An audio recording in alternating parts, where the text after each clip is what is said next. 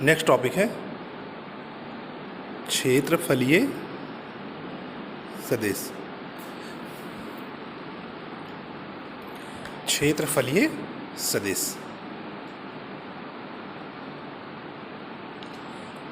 ये मान लो एक पृष्ठ है, इसका सरफेस एरिया S है और इस पे क्षेत्रफल की दिशा में एकांक सदिश n कैप है। ठीक है, अभिलंब की दिशा में एकांक सदिश n कैप है। तो किसी पृष्ठ के लिए क्षेत्रफल सदिश वेक्टर S का परिमाण पृष्ठ के क्षेत्रफल के बराबर तथा दिशा पृष्ठ के बहिर्मुखी अभिलंब की दिशा होती है। तो किसी समतलीय क्षेत्रफल जैसे A परिमाण के साथ साथ दिशा भी होती है। तो क्षेत्रफल की दिशा क्षेत्रफल पर बाहर की ओर खींचे गए अभिलंब की दिशा होती है। ठीक है, यानी किसी क्षेत्रफल को इस प्रकार, ठीक है, यानी क्षेत्रफल A को इस प्रकार बाहर की ओर खींचे गए अभिलंब के अंदिश वेक्टर A से निरूपित कर सकते हैं। तो मान लिया ये एक क्षेत्रफल है, ठीक है, और इस पर जो एकांक सदिश है अभिलंबवत वो n कैप है। तो क्षेत्रफल सदिश वेक्टर S बराबर क्या हो जाएगा, S n कैप। या मान लो ये एक सरफेस एरिया है, इसका एरिया A है, तो वेक्टर A क्षेत्रफल सदिश वेक्टर A बराबर A इंटू n कैप, या n कैप A भी लिख सकते हैं इसको, vector A is equal to n cap A।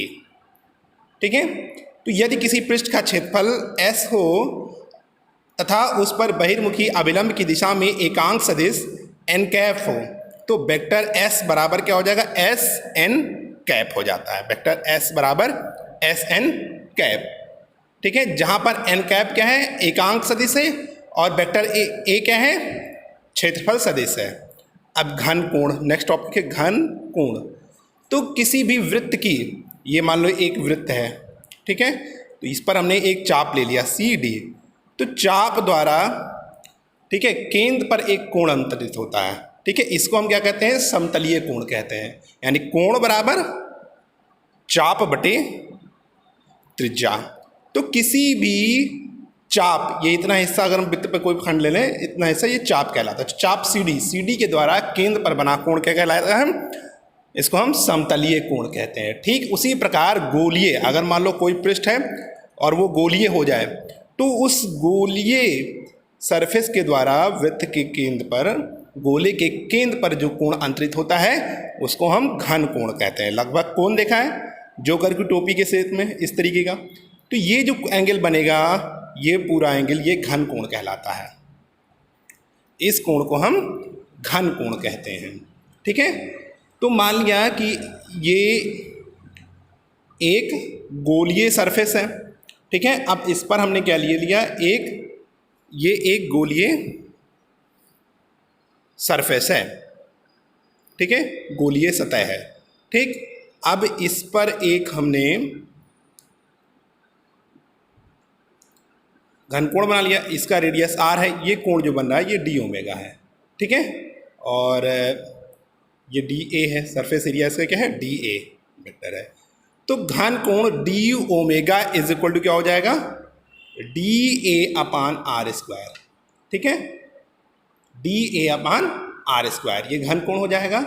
ठीक है, इसको हम स्टेरेडियन में नापते हैं। घन कोण की जो यूनिट होती है वो स्टेरेडियन होती है। ठीक, अब मान लो कि गोले का संपूर्ण क्षेत्रफल क्या होता है, गोले का संपूर्ण होता है A बराबर 4 पाई R स्क्वायर। तो omega is equal to A upon R square हुआ, तो ओमेगा इज इक्वल टू क्या हो जाएगा, 4 pi R square upon R square, यानी 4 पाई। ठीक है, अब मान लो ये एक ऐसा फिगर बन रहा है।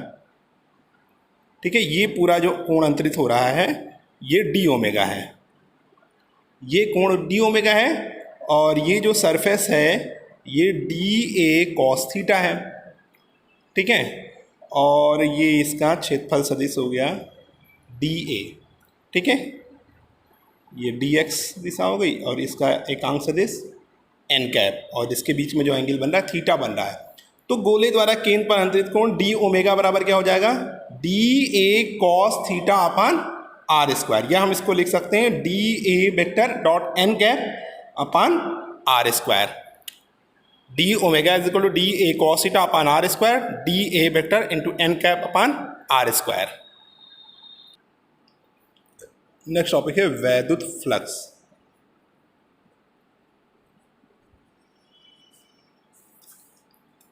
ठीक है, अब मान लो ये एक सरफेस है जो किसी विद्युत क्षेत्र ई में रखा है।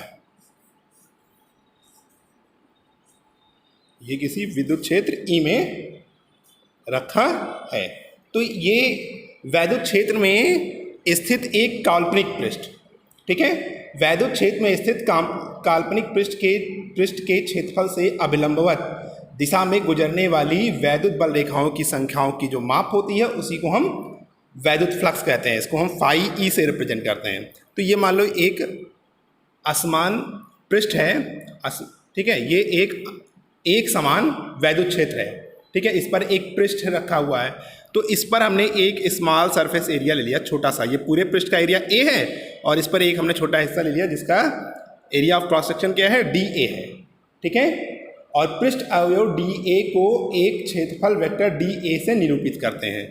तो ये तो इसके वैद्युत क्षेत्र की दिशा हो गई और ये क्षेत्रफल वेक्टर डी ए की दिशा हो गई। तो इसको हम डी ए वेक्टर से निरूपित करते हैं, ठीक है, जिसका परिमाण पृष्ठ अवयव के क्षेत्रफल डी ए के बराबर है और तथा इसकी दिशा क्या है, बाहर की ओर खींची गई है, ठीक है, इसकी दिशा बाहर की ओर खींचे गए अभिलंब के अनुदिश है।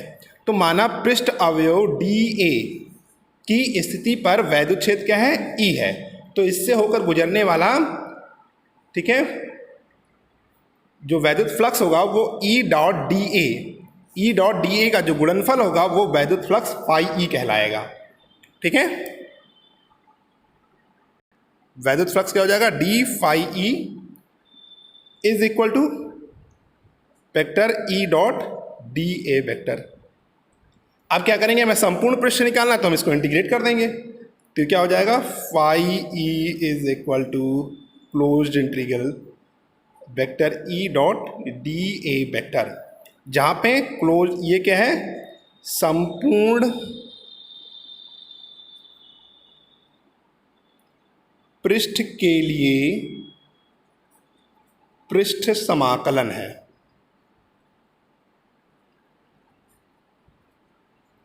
ठीक है। और यदि वैद्युत क्षेत्र की तीव्रता ई हो और ई व डी ए के बीच, वैद्युत क्षेत्र की तीव्रता ई है, ई व डी ए के बीच बना कोण थीटा है, तो phi E is equal to क्या हो जाएगा,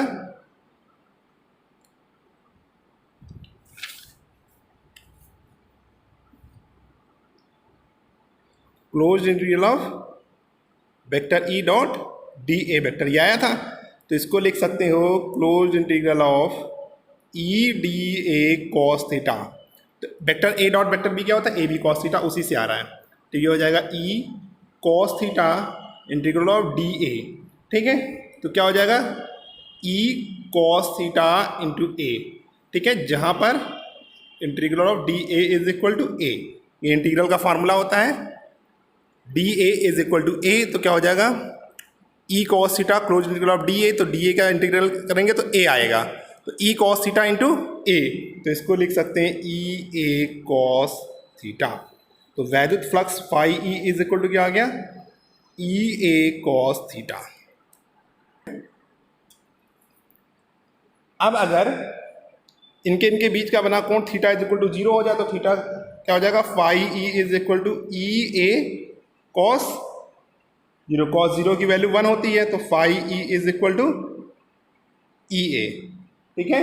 अगर समतल होगा 180 होगा तो -1 हो जाएगा, अगर 90 है तो 0 हो जाएगा, ठीक है। ये इसकी कुछ विशेष स्थितियाँ हो गई। अब वैद्युत फ्लक्स का हम मात्रक निकालते हैं। तो हमने फॉर्मूला क्या पढ़ा है, डी फाई ई बराबर क्या होता है, vector E dot D S vector. तो वैद्युत फ्लक्स का मात्रक क्या हो जाएगा, न्यूटन